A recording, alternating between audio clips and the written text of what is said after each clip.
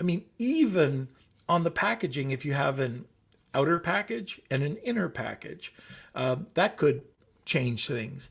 It could be as simple as a half penny transparent sticker that doesn't allow somebody to open it up psychologically. So that half penny sticker probably can translate into 50 cents, a dollar extra, who knows?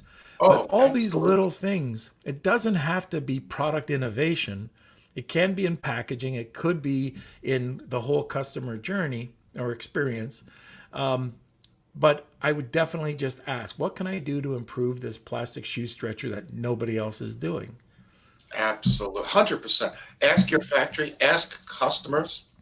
Um, I got a piece for my computer a couple of months ago, and it came bundled with a tiny little screwdriver that you use for, the little tiny screws on the back of the computer.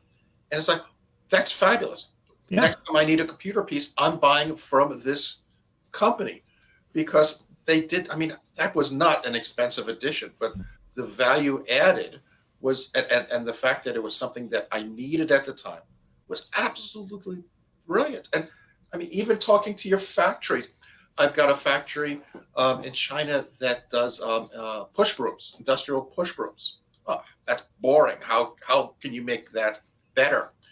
Well, the a woman owns the factory, but her husband does the engineering, the operations, and he loves to fiddle with things.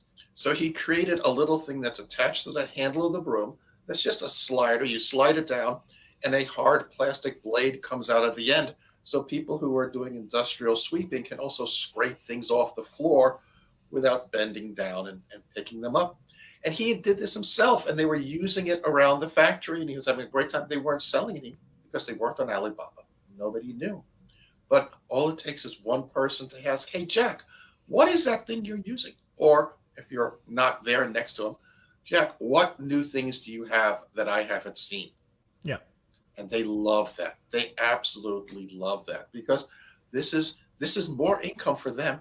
It gives you a chance to have something that's innovative that's not out there, and it gives customers something that solves a problem they didn't even know the solution existed for yet. I mean, it's a win all around. Oh, yeah, absolutely. And like you said, a bloody screwdriver that probably cost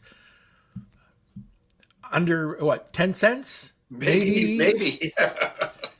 Yeah. So anyways, these are the things that we love talking about on the podcast about perception and, building out that image, that overall image. All right, you talked about sales sheets too. So when you're presenting, that's perception as well. This is where, and let me know if you agree, disagree, but if I'm designing a sales or a spec sheet for somebody to take a look at, I have one for this podcast.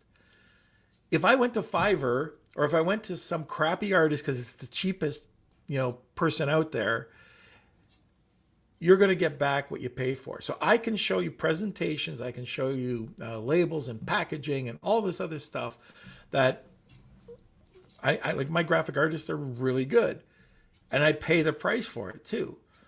Sometimes I'll do a presentation. I get whacked. This is my team charging me. They charge me too much, but a couple $100 for a presentation. But it's a high quality presentation. People are going to see it. They're going to like it.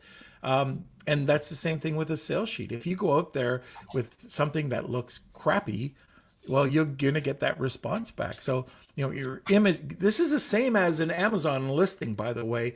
Your images, your copy, everything has to be like on track. And if it's not, don't expect the result.